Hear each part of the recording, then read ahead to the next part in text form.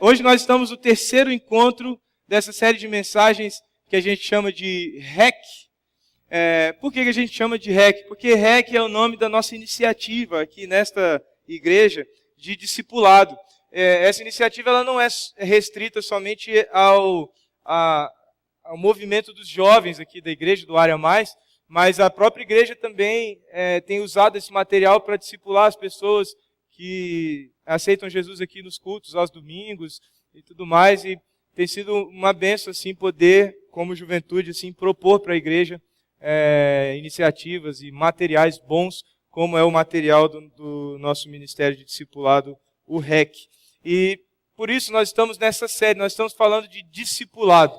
Estamos falando sobre esta missão que Jesus cumpriu quando chamou 12 amigos para andarem com ele, junto com esses 12 ainda mais outros 72 que ele também enviou, e outros tantos que seguiram a Jesus e se tornaram discípulos, reproduzindo o que viram, o que ouviram, e como sentiram aquilo que Jesus deixou com eles enquanto esteve aqui. No primeiro sábado, nós tivemos esse encontro, eu falei com vocês sobre o fato de que discipular não é simplesmente transmitir um conteúdo, né? Mas é reproduzir caráter.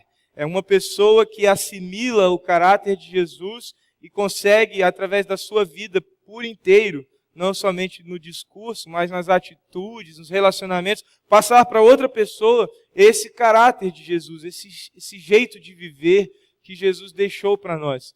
E eu falei isso na primeira semana com vocês, usando aquele texto bíblico em que os discípulos perguntam para Jesus se ele pode deixar um trono à esquerda, um trono à direita e um trono à esquerda para eles ficarem do lado de Jesus. E Jesus diz: olha, andar comigo não se trata disso. Andar comigo não se trata de aproveitar a vida. Andar comigo trata-se de dar a vida. E o impressionante é que quando você entende isso e você dá a sua vida, você descobre que dando a sua vida, dar a sua vida é a melhor forma de aproveitar a sua vida. E aí na segunda semana não fui eu que falei com vocês, foi o Pedro. Boa noite. Na semana passada, na continuação dessa série REC, nós conversamos sobre essa ideia de o que é esse caráter que afinal nós precisamos reproduzir em outras pessoas. Se discipular não é apenas transmitir conteúdo, mas é reproduzir caráter, que caráter é esse que eu preciso reproduzir? De que forma eu faço isso na prática? E aí nós conversamos sobre um exemplo real, verídico, de dois discípulos, de um discipulador e o seu discípulo, que andaram juntos durante algum tempo, mesmo afastados fisicamente na maior parte desse tempo.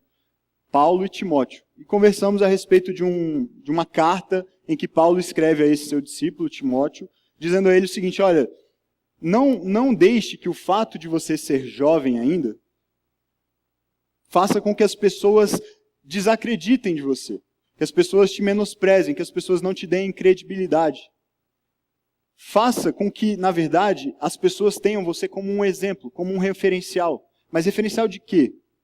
Exatamente de um caráter semelhante ao de Jesus. Assim como Paulo dizia, sejam meus imitadores como eu sou de Cristo, o que ele disse para Timóteo nessa ocasião foi: viva de tal forma que as pessoas possam te imitar também, porque imitando a você, elas estarão imitando ao próprio Jesus. Então, Paulo diz a Timóteo, você precisa ser um exemplo, vocês lembram? De quê? Faz só uma semana. Na palavra, no procedimento, na fé, no amor e na pureza. E eu fiz algumas perguntas questionando você e talvez até te constrangendo um pouco a respeito de como está a sua vida nessas áreas.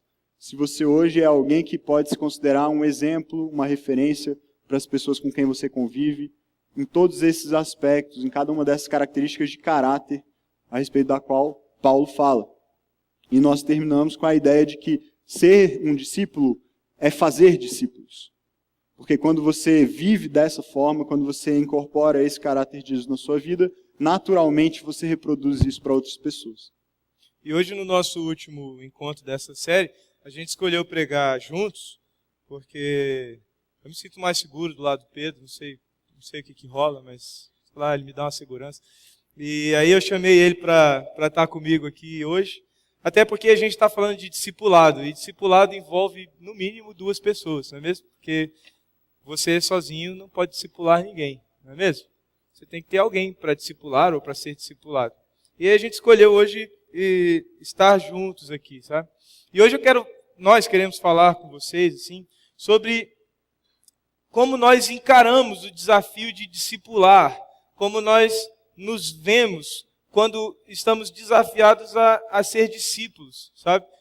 Durante os 2 primeiros encontros, nós falamos aqui para que vocês entendam que ser discípulo necessariamente implica em discipular.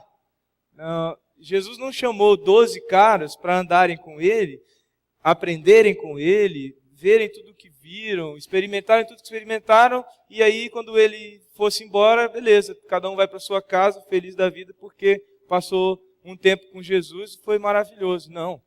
Jesus chamou 12 caras para andar com ele, para fazer desses caras que fizessem mais caras, que fossem seguidores de Jesus, sabe? E a gente quer falar com você um pouco como você se vê nessa situação, nesse desafio constante de não simplesmente desfrutar do que Deus tem para você, mas compartilhar o que Deus te deu de tal forma, tão abundantemente, que aquela pessoa receba o que você deu e seja capaz também de compartilhar com mais pessoas e assim a gente realmente viver a missão que Jesus deixou para nós quando nos chama para sermos discípulos de discípulos, de discípulos, de discípulos, de discípulos, de discípulos. Quando eu tive a experiência de ter o chamado ministerial para me tornar um pastor, eu tinha 15 anos de idade, e eu não sei se porque eu era... não sei se é porque eu tinha 15 anos de idade, e às vezes quem tem 15 anos de idade não tem muito juízo, mas no dia em que eu recebi esse chamado, imediatamente aquilo se tornou uma convicção assim, gigantesca no meu coração, ninguém mudava aquilo, e eu ia enfrentar o mundo para convencer todos de que eu ia ser pastor. Os anos se passaram e a maturidade foi chegando, e nem sempre a maturidade traz coisas boas para a gente. Às vezes a maturidade nos traz medos, nos traz traumas, nos traz coisas que a vida vai fazendo com a gente. E aí em 2007, eu com 26 anos, eu decidi que eu ia para uma outra igreja, que eu ia sair desta igreja, porque eu precisava começar a minha experiência ministerial, e eu achava que aqui era um pouco demais para mim, eu não tinha tanto para oferecer para uma igreja como essa, e eu decidi que eu ia começar numa igreja menor, menos gente para cuidar, menos coisas para fazer, porque eu não tinha condições de cuidar de um ministério grande como era esta igreja, e hoje ainda maior do que aquele tempo. Mas para minha surpresa, quando eu fui comunicar ao meu pastor, na época era o pastor Mateus, fui comunicá-lo que eu iria para outra igreja, e inclusive já havia recebido um convite mesmo para ser seminarista nesta igreja e tudo. Ele falou, não, você vai ficar aqui, porque eu preciso que você assuma aqui a juventude dessa igreja. E eu vivi durante aproximadamente 2 meses uma crise enorme, porque apesar de eu ter muita convicção do meu chamado, eu tinha uma grande crise a respeito da minha capacidade em relação ao chamado. Eu achava que eu não era capaz de cumprir mesmo o que Deus queria para mim. Quando eu tive aquele desafio, eu disse para o pastor, não, pastor, eu não sou essa pessoa. Eu não sou essa pessoa capaz de fazer o que você está pedindo que eu faça em relação a esta igreja. Eu simplesmente não me via como alguém capaz. E eu vivi uma experiência parecida, mas com traços diferentes. Num determinado momento da minha vida, eu era líder de jovens da minha igreja. Não era essa igreja, eu era de uma igreja presbiteriana na época. Você, por favor, poupe as piadinhas de sempre, ok? Com os presbiterianos. Canta o hino pra gente. Não. E quando eu tinha 18 anos, eu estava num momento muito especial, assim, porque eu estava fazendo seminário e eu achava que a minha igreja ia mudar o mundo, né? A juventude lá da nossa igreja ia mudar a cidade, ia mudar o mundo, porque a gente estava apaixonado por Jesus e aquela coisa toda. E aí nós começamos um trabalho em que o nosso propósito era mobilizar todas as igrejas de Brasília e juntos evangelizarmos a cidade, fazermos congresso para alcançar pessoas, e tínhamos metas, vamos alcançar não sei quantas mil pessoas em não sei quantos anos, e sonhamos muito intensamente com aquilo. E aí fizemos de uma forma muito honesta, muito transparente isso. Nos reunimos com os pastores de dezenas de igrejas da cidade, havia um pastor liderando um grupo grande de jovens de várias igrejas à frente, e durante cerca de 2 anos nós sonhamos aquilo intensamente, planejávamos e íamos à noite para a casa de um da equipe e orávamos e sonhávamos por aquilo, planejávamos. E aí realizamos um congresso com muitos jovens lá no Colégio Mackenzie. Na época foi um marco, assim, porque na igreja presbiteriana isso não era muito comum, assim, uma mobilização que surgia de baixo para cima. Geralmente era de cima para baixo, assim, a junta, né, a mocidade presbiteriana do Brasil vai organizar um evento. E aí, ok, as pessoas iam, ou não iam, né, na verdade. Mas foi algo espontâneo, os próprios jovens se uniram e falaram: nós queremos mudar essa cidade, queremos mudar esse país. Aí nós nos reunimos, organizamos esse congresso, foi muito impactante, e durante mais de um ano nós nos reuníamos em várias igrejas, com cultos, com programações, e foi um tempo muito especial. E aí chegou um tempo, depois de esse congresso ter sido realizado e de várias pessoas testemunharem a respeito daquele movimento, de tudo que estava acontecendo, de forma muito positiva, nós nos frustramos, e eu especialmente me frustrei muito, porque as próprias igrejas que inicialmente haviam abraçado a ideia e apoiado, até financeiramente algumas delas, se voltaram contra nós e disseram que o que a gente estava fazendo ia tirar os jovens das igrejas deles e levar para outras igrejas. E infelizmente nós vimos a própria igreja se voltar contra um movimento da igreja, cujo objetivo era expandir a igreja e o reino de Deus. E aquilo trouxe para mim uma frustração muito grande, uma descrença a respeito da igreja, do reino. Eu falei, eu estou aqui me sacrificando. Na época eu fazia o NB, fazia seminário, tinha pouco tempo e ainda tentava de alguma forma me envolver e ajudar. E eu falei, eu estou me sacrificando à toa, estou fazendo tudo isso em vão, porque quando a gente tenta fazer algo diferente, quando a gente tenta iniciar um movimento que transforme as pessoas, que alcance pessoas, a própria igreja se volta contra isso, e isso gerou uma frustração muito grande em mim, no grupo. Nós desistimos da ideia, abandonamos, e eu convivi durante algum tempo com uma sensação de fracasso, não tanto pelo que havia em mim, porque no meu coração havia uma disposição muito sincera e verdadeira de fazer com que aquilo acontecesse, mas uma frustração e uma sensação de fracasso pelo que havia ao meu redor. Sensação de que nada mudaria, de que nada aconteceria, porque as próprias pessoas que deveriam ser aquelas que, como discípulos de Jesus, se mobilizariam e uniriam forças para transformar, para alcançar, não estavam interessados em fazer isso. Eu não sei como é que é para você, mas a gente está compartilhando aqui 2 eventos da vida da gente, que a gente se deparou com essa sensação, sabe, de impotência, de eu não dou conta, eu não sou a pessoa certa, eu não estou no lugar certo, eu não estou rodeado pelas circunstâncias certas. Eu, com 15 anos, estava empolgadíssimo, e naquele dia, em 2007, no gabinete do pastor Mateus, eu estava com medo. Eu tinha receio de me envolver com aquilo, né? O Pedro empolgadíssimo, liderando, vendo os primeiros frutos, e de repente vem forças externas e dizem: acaba com isso, acabou, não segue mais. Talvez você na sua vida também tenha que lidar com circunstâncias assim, em que você sonha e alguém vem e joga aquele balde de água fria em você, ou em que você tem grandes oportunidades e você mesmo se sabota e diz: não, isso não é para mim, eu não dou conta, eu não vou fazer. Quem sou eu? Eu não sou ninguém. E a gente queria te convidar a fazer uma reflexão através de algumas perguntas. Apenas 3 perguntas. E aí eu vou te dar um tempo para você pensar. A primeira pergunta é: Você foge diante de uma situação ou pessoa que te incomoda muito? Pensa aí na sua vida. Você tem aquele cara, aquela menina que te incomoda, que fica no seu pé, sempre aquele papo, né? Você tem pessoas na sua vida que quando você vê a pessoa, você faz assim, ó, passa pelo outro canto, passa por fora, finge que não viu, finge que não é com você, você foge de pessoas ou de situações que te incomodam. Você diz, eu não vou nesse lugar, porque eu sei que se eu for nesse lugar, vão me pedir para fazer aquilo, então eu nem vou. Nem quero me envolver com isso, porque isso me incomoda. E aí você acaba fugindo. A próxima pergunta, para você se retorcer um pouco mais na cadeira aí.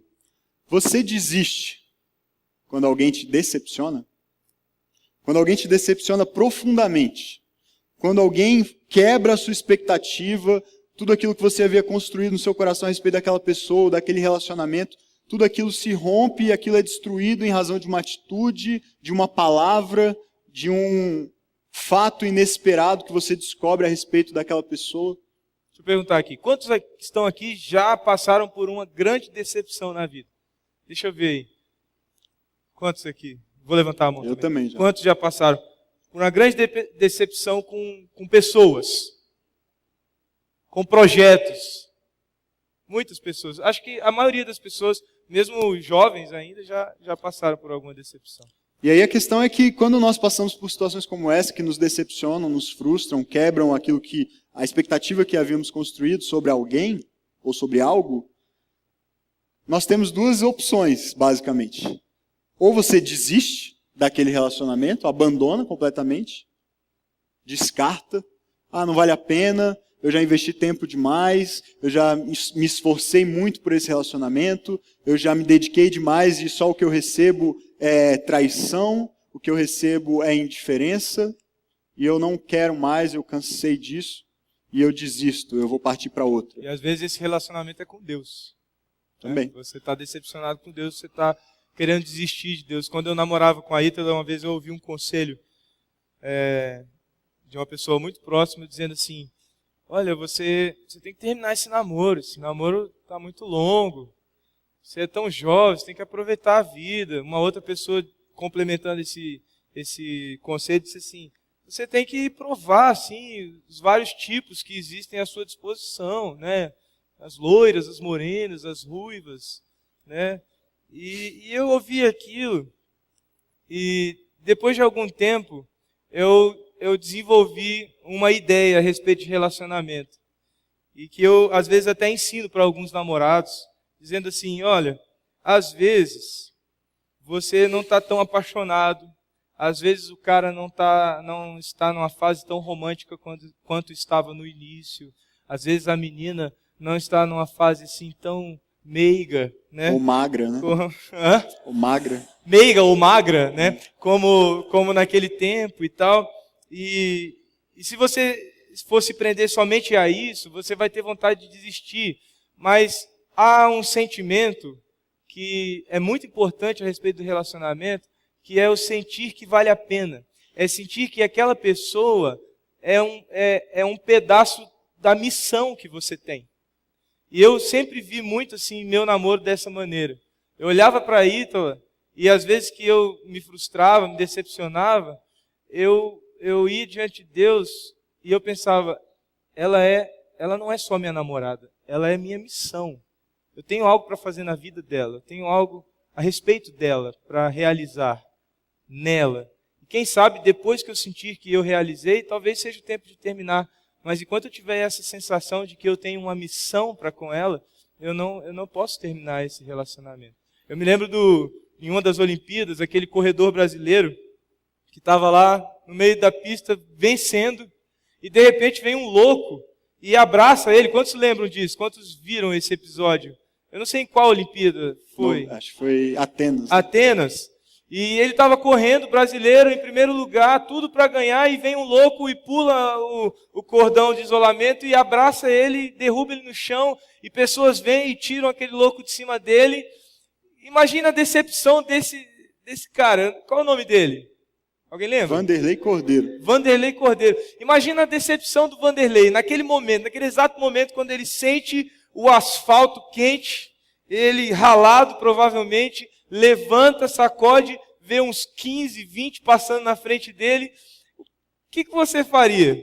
Eu acho que eu ia abraçar o amigo lá e sair junto com ele, falar, já deu, né? Não foi dessa vez, né?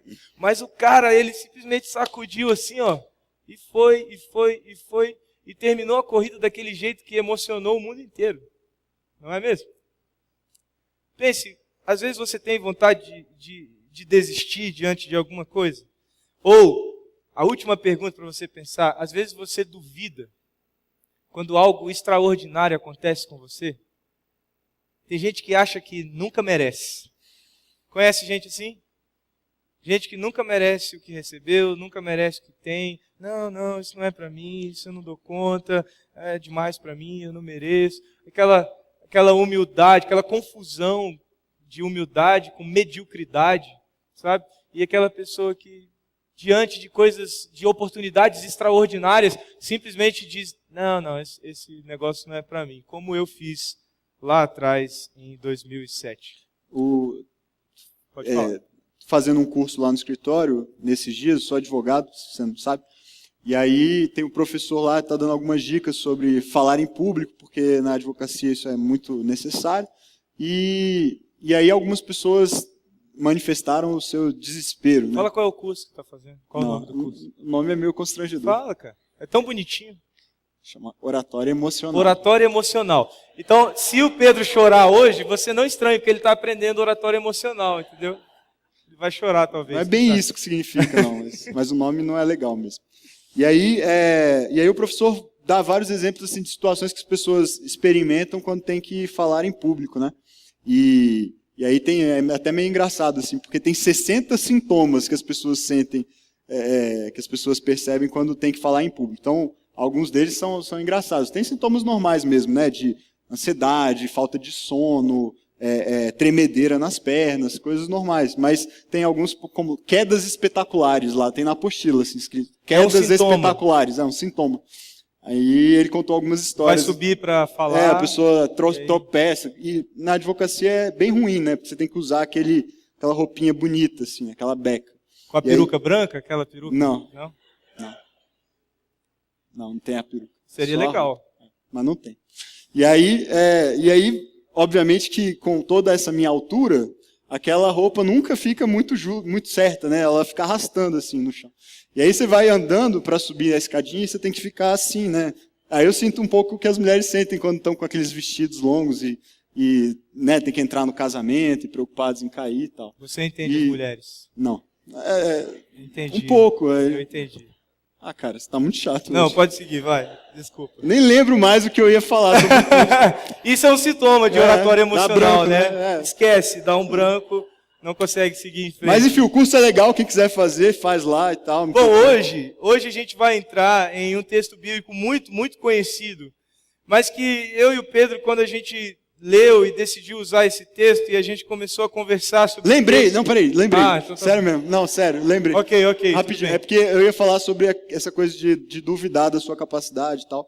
E aí, no curso, o que o professor falou é que, por conta desses sintomas todos, dessas sensações que às vezes dão pânico e medo, a maioria das pessoas, o que faz? Desiste.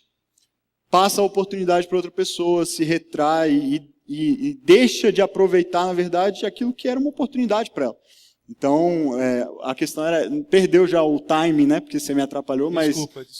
Era isso. Que, tudo bem. Em vez de enxergar como crise, enxergue como uma oportunidade. Era ok. Isso. Então, como eu vinha falando, e o Pedro, para se vingar de mim, me interrompeu, nós vamos hoje nos deparar com um texto muito conhecido.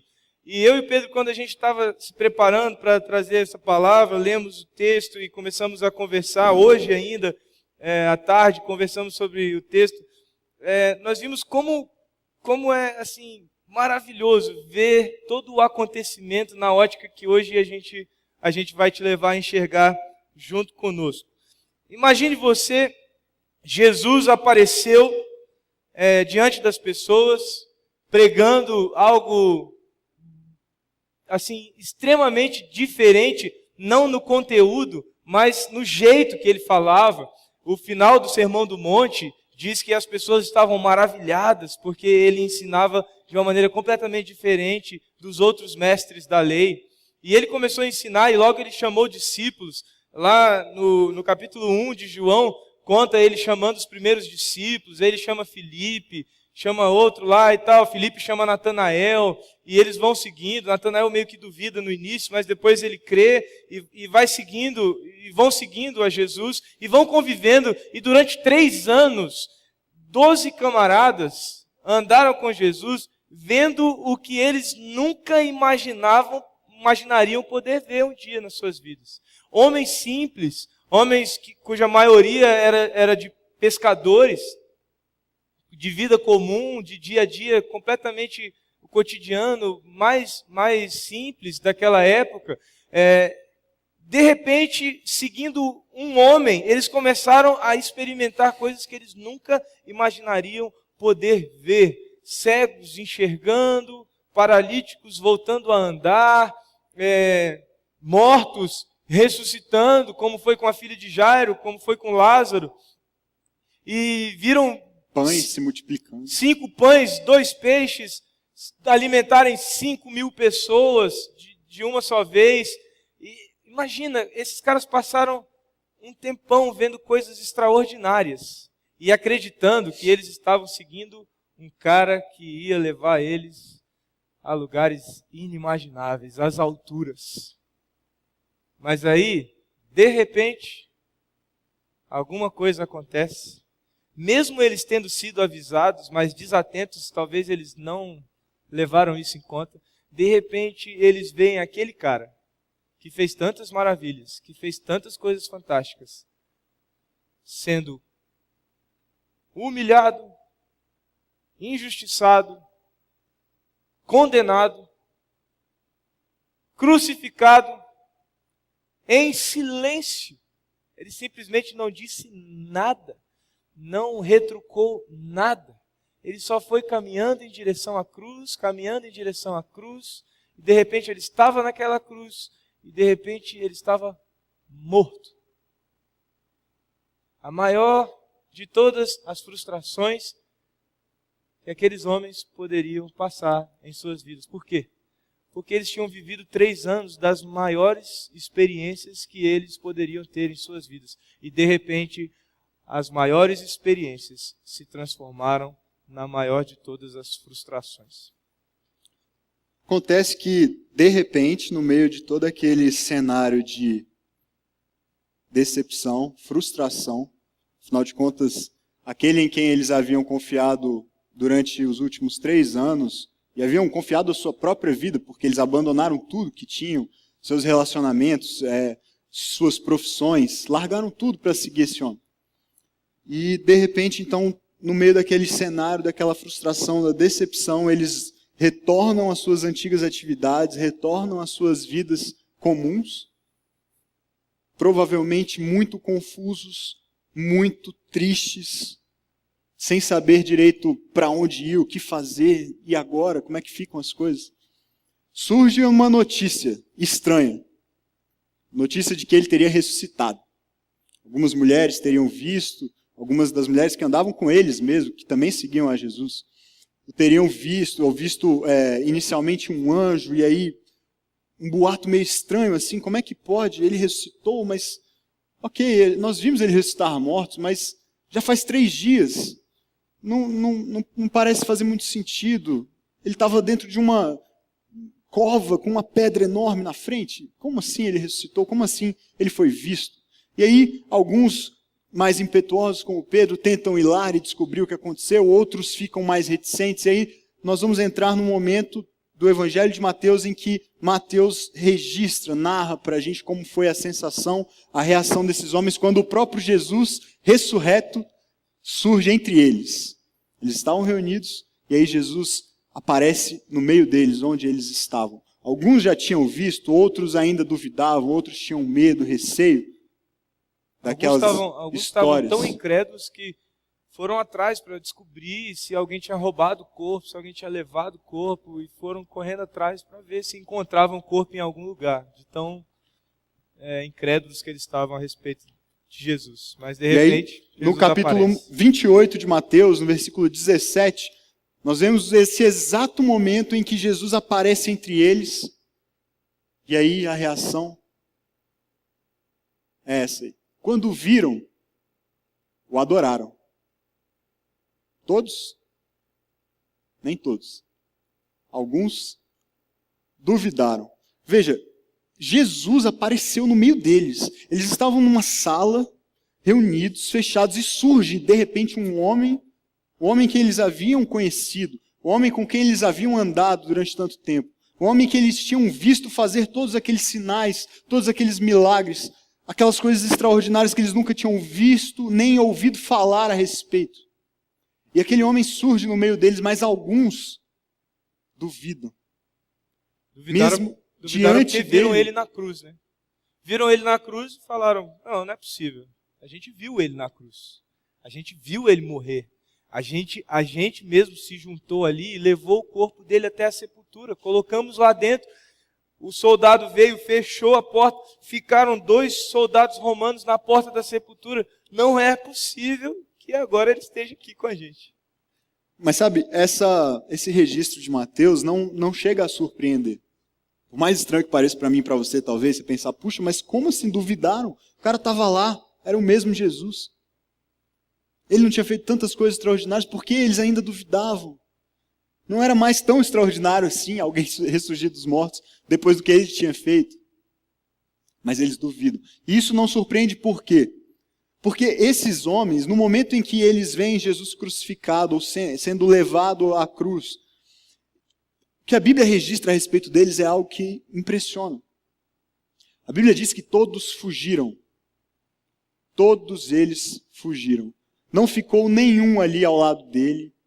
Nenhum ficou com a expectativa de ver cumprido aquilo que ele mesmo tinha dito. O próprio Jesus, pouco tempo antes de ser levado à cruz, disse para eles, olha, isso vai acontecer, mas não se preocupem, porque eu vou vencer a morte, eu vou ressuscitar. Vocês vão ver isso. Mas mesmo assim, mesmo com essa palavra de Jesus, mesmo com a promessa de Jesus, mesmo com tudo que havia sido escrito a respeito de Jesus no Velho Testamento pelos profetas, e Jesus ensinou a eles que aquelas profecias todas diziam respeito a ele mesmo assim todos fugiram. Mas não só fugiram, porque talvez você poderia dizer, mas fugiram e há uma explicação razoável para isso, porque eles poderiam também ser mortos. Porque, afinal de contas, eles andavam com ele, eles pregavam as mesmas coisas que eles poderiam ser identificados como seus seguidores, como Pedro foi. E aí, no momento em que Pedro é identificado como um deles, ele recua e vai além do fugir, mas nega que o conhecia. E a Bíblia ainda diz que Pedro foi pescar. Às vezes a gente lê esse trecho da Bíblia e não se atenta ao que isso significa. Quando Pedro foi chamado para ser discípulo de Jesus, ele era um pescador. E quando a Bíblia diz, foi pescar, a Bíblia está dizendo, Pedro simplesmente abandonou a carreira de discípulo. Ele foi pescar, ele voltou a ser pescador, ele desistiu. E essa foi a segunda atitude deles. Depois de fugir, eles desistiram mesmo. Todos eles voltaram às suas vidas, voltaram às suas rotinas, disseram, ok, vivemos 3 anos fantásticos, algo como um armário das Crônicas de Nárnia, né? Você entra, vive a aventura, volta e o mundo exterior continua normal, inalterado. E foi mal aí, cara. E quando voltam para suas rotinas, então simplesmente abandonam tudo aquilo que tinham vivido, experimentado com Jesus, ouvido a respeito dele, diretamente dele. E aí chegam a esse momento da história em que duvidam simplesmente. Depois de fugir, depois de desistir, eles passam a duvidar. Nada vai acontecer, nada vai mudar, continuaremos esperando por aquele que Deus vai enviar como Messias, como libertador, aquele que vai realmente instaurar o reino de Deus na terra. E então, mesmo diante do próprio Jesus ressurreto diante deles, alguns ainda assim permanecem duvidando. Uma das coisas que eu acho mais apaixonantes em ler a Bíblia, e especialmente nesse caso os evangelhos, é que os caras escreveram a respeito deles mesmos. Eles narram as histórias que eles viveram. e eles queimam o próprio filme deles. Já viu isso? Se você fosse escrever a sua própria história, eu vou escrever a minha história assim para as outras pessoas saberem o que eu vivi e tal. Você, fala sinceramente, você ia se dedicar tanto a mostrar você como Pedro aparece, assim? Aquele cara que, sabe, leva bronca de Jesus o tempo inteiro. Você ia se mostrar como Tomé, que duvida toda hora?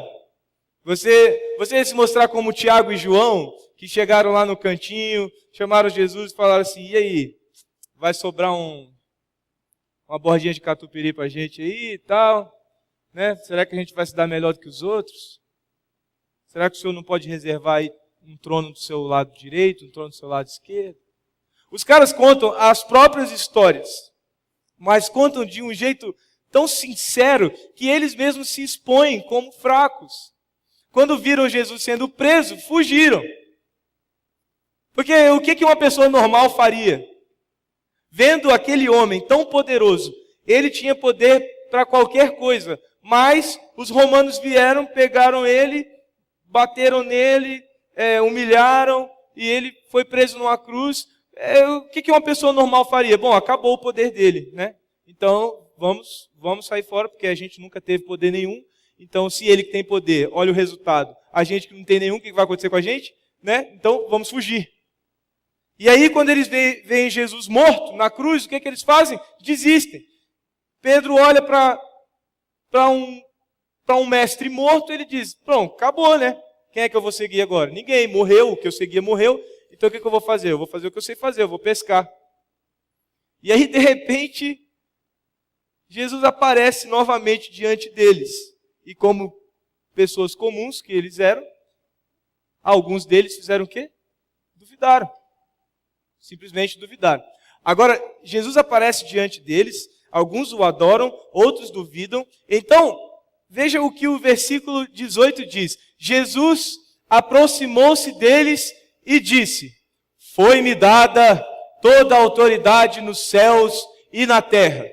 Pense você, 11 caras agora, porque Judas tinha se suicidado, 11 caras reunidos, ou talvez não estivessem nem todos os 11, mas vamos imaginar todos os 11 juntos ali. Pedro falando assim, galera, eu já voltei a pescar, assim, sabe? Porque sabe como é, né? A vida segue. Né? Tomé lá no canto falando, desde o início eu disse que a gente tinha entrado numa furada. Eu falei. Né?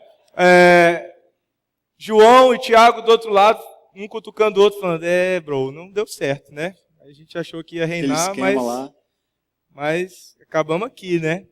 No beco escuro com medo dos outros. Aí eles lá conversando, lamentando, murmurando,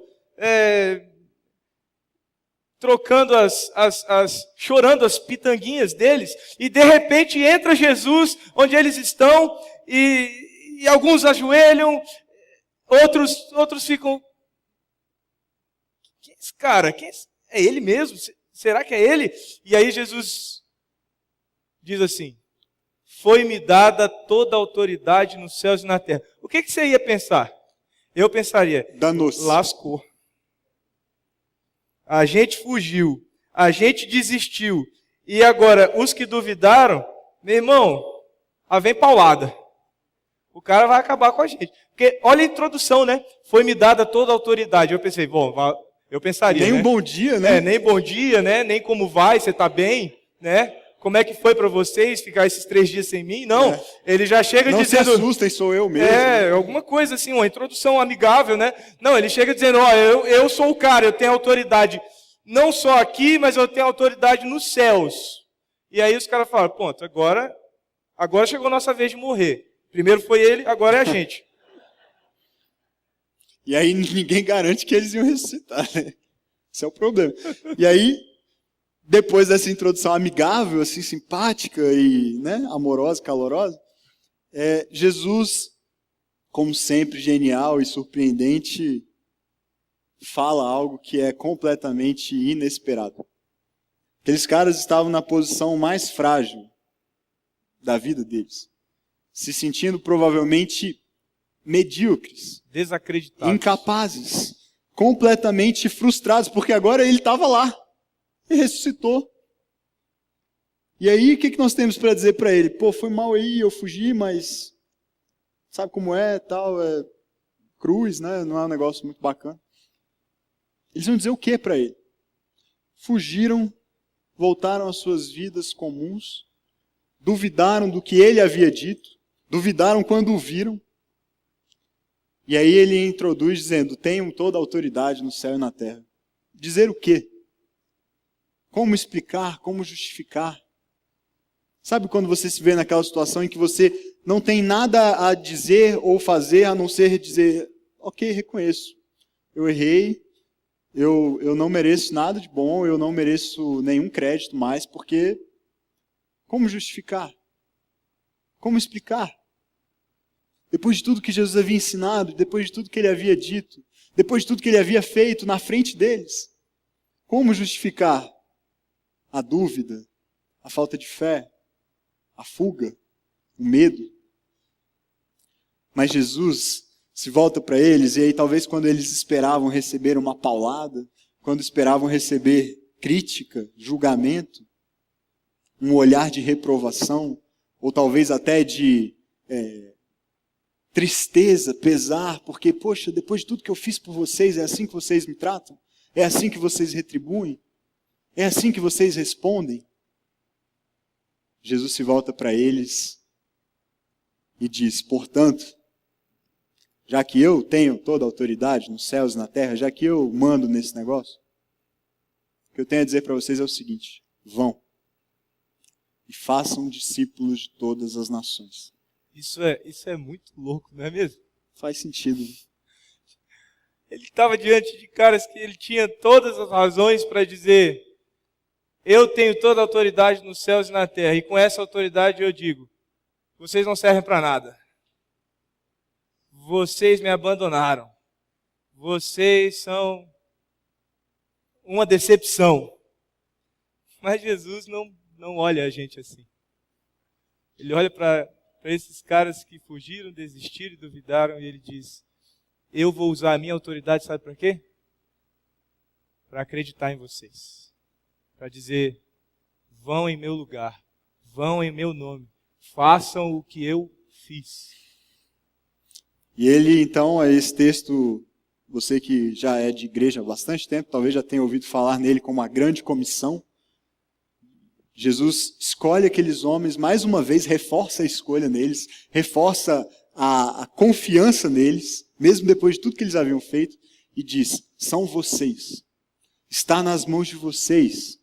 Eu não mudei de ideia a respeito de vocês. Eu não desisti de vocês por causa do que vocês fizeram, da forma como vocês me trataram, pelo fato de vocês terem duvidado e fugido. Continua sendo vocês o plano. A estratégia não mudou. O que eu fiz e o que eu ensinei será feito e ensinado numa escala ainda maior, numa proporção ainda mais gigantesca. Porque Jesus diz para eles, olha, os sinais que eu fiz, vocês farão ainda maiores. E será feito por meio de vocês mesmos. Eu não vou escolher outros, eu não desisti de vocês, eu não mudei de ideia, continua sendo vocês. Está nas mãos de vocês, vão e façam discípulos.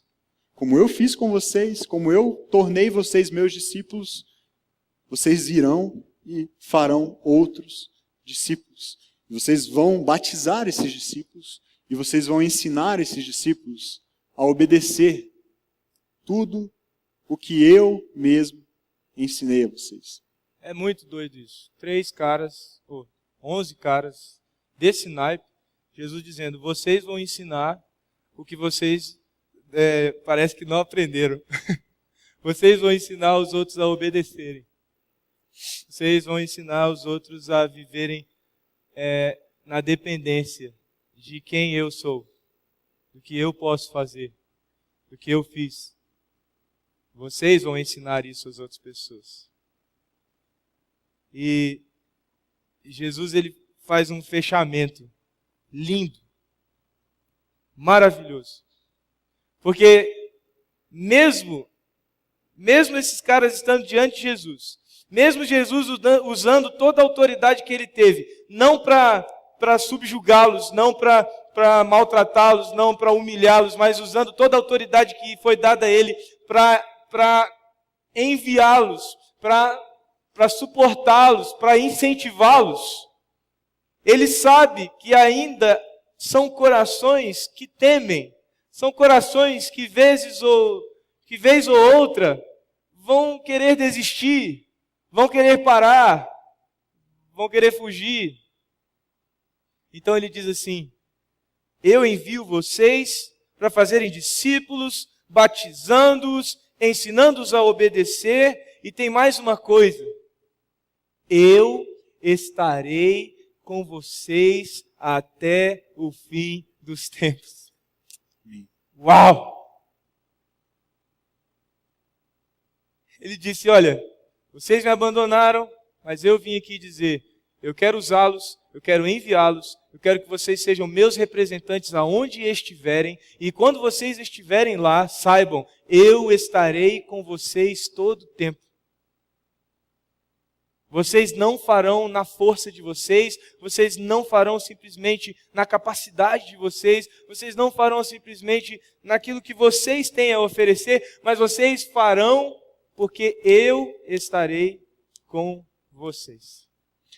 Sabe, talvez você, assim como eu, Felipe, nas histórias que nós contamos no começo, talvez você se sinta assim em alguns momentos, e talvez hoje você se sinta assim, incapaz, frustrado com as circunstâncias ao seu redor, frustrado consigo mesmo, dizendo, eu já tentei fazer isso, eu já entendi isso, eu já me comprometi com isso, mas eu não consigo, eu não me sinto capaz, eu não me sinto pronto, eu não sinto que eu sou bom o bastante. Eu fiz coisas das quais eu me arrependo e que me incapacitam, me impedem de fazer isso, de cumprir essa missão, de andar mais perto de Jesus e entender que o que ele tinha para aqueles homens é o mesmo que ele tem para mim hoje. Que essa missão foi dada a mim também. E todos nós passamos por situações assim, e a grande questão é que esses homens que andaram com Jesus tão perto, que o conheciam mais do que qualquer outra pessoa, que andaram de pertinho ali, sentindo, abraçando, tocando Jesus, ouvindo diretamente as palavras dele. Esses mesmos homens tiveram essas reações. São homens iguais a nós. Pessoas que têm as mesmas fraquezas, que tiveram as mesmas dúvidas que às vezes nós temos. Tiveram os mesmos medos que às vezes nós temos. Mas sabe qual é a questão? É que enquanto eles fugiram, Jesus os esperou. No momento em que eles desistiram, Jesus foi atrás deles e os buscou de volta. E mesmo no momento em que eles disseram, olha, não dá mais, não queremos mais, não aconteceu, não era isso que nós esperávamos, eu duvido que ele vá voltar, eu duvido que isso vá acontecer, que essa promessa dele vá se cumprir. Ele não era quem nós esperávamos, mesmo quando eles duvidaram. O que Jesus tinha para eles não era julgamento, não era crítica, não era reprovação e rejeição, mas era uma missão. E Jesus os enviou, sendo eles assim estranhos e talvez a nosso juízo incapazes de cumprir essa missão. Como talvez você se sinta hoje, como talvez eu me sinta em vários momentos. E agora eu quero convidar você a fechar seus olhos um pouco e fazer a sua reflexão a respeito de em que estágio você está no seu relacionamento com Deus, no seu relacionamento com as pessoas ao seu redor. As pessoas que te frustraram, você foge delas, você está fugindo delas. Ou se você está num momento de frustração com Deus, você está fugindo de Deus. Talvez você já esteja num passo mais adiante, você na verdade já tenha desistido de alguém, ou já tenha desistido de Deus. Ou hoje, depois de você já ter desistido, você simplesmente ouve o que a gente está falando e você duvida do que Deus pode e quer fazer através da sua vida. Esses homens tinham tudo para não ser nada. Mas Jesus os enviou para fazerem coisas que eles não imaginavam poder fazer. Quando Pedro pregou a primeira vez, não se converteram nenhuma e nem duas pessoas, se converteram 3.000 pessoas. Quando Pedro usou pela primeira vez o nome de Jesus, ele ordenou a um coxo que voltasse a andar, e ele viu a perna daquele homem defeituosa se tornar uma perna normal, e ele se levantou, e não só se levantou, como saltou e louvou a Deus, porque havia sido curado de uma maneira fantástica. E quem fez isso? O mesmo que negou, o mesmo que voltou a pescar. Agora, em nome de Jesus, estava curando doentes. Amém. Sabe, Deus tem algo para a sua vida. Deus quer usar você. Não há nenhuma limitação em você que possa impedir Deus de usar você para abençoar outras vidas. Agora eu quero convidar você a abrir seus olhos e olhar o que você vê na sua frente. O que você enxerga na sua frente? Pessoas? Foi exatamente isso que os discípulos enxergaram. Quando Jesus disse, olha, levantem seus olhos, levantem suas cabeças humilhadas, envergonhadas, levantem essas cabeças a cabeça de quem desistiu, o olhar de quem simplesmente abandonou o projeto. Levanta esse olhar, olha para frente e veja as pessoas, porque eu quero enviar vocês para as pessoas. Eu os chamei não para vocês mesmos, e nem chamei somente para mim, mas chamei para o mundo, para outras pessoas. Você fechou seus olhos e olhou para si, abriu seus olhos e viu o outro. Deus veio, Jesus veio, para que você pudesse olhar para si, vendo o outro, para ser usado por Ele na vida daquele que está diante dos seus olhos. Vamos orar? Senhor, nós temos um privilégio enorme nessa noite de nos lembrar desse momento que mudou a história de toda a humanidade. O momento em que Jesus se volta para pessoas tão imperfeitas como nós, cheias de dúvidas, de medos, de traumas, decepções, frustrações, consigo mesmo e com outros. Mas Jesus olha para elas não com julgamento ou crítica, mas com a entrega de uma missão. E essa missão foi a missão que chegou até nós e nos alcançou e mudou a nossa história e mudou o nosso destino. Nós somos gratos a Ti, Senhor, porque essa mesma missão está nas nossas mãos hoje. O Senhor confiou a nós, a Tua igreja. E juntos, de mãos dadas, o que nós queremos declarar nessa noite é que nós aceitamos o desafio de fazer discípulos. Fazer discípulos aqui e lá, perto e longe. De reproduzir o caráter de Jesus, esse caráter doce, amoroso, que perdoa, que restaura, que traz unidade e salvação. Nós queremos reproduzir esse caráter na vida dos nossos amigos, das pessoas que trabalham conosco, das pessoas que vivem perto de nós, nossos parentes. Nós queremos cuidar uns dos outros, porque foi isso que o Senhor fez com a gente. E de mãos dadas declaramos isso, Senhor, o nosso compromisso e a nossa aliança de cumprir com fidelidade essa missão da qual não somos dignos, mas que nos foi confiado. Em nome de Jesus.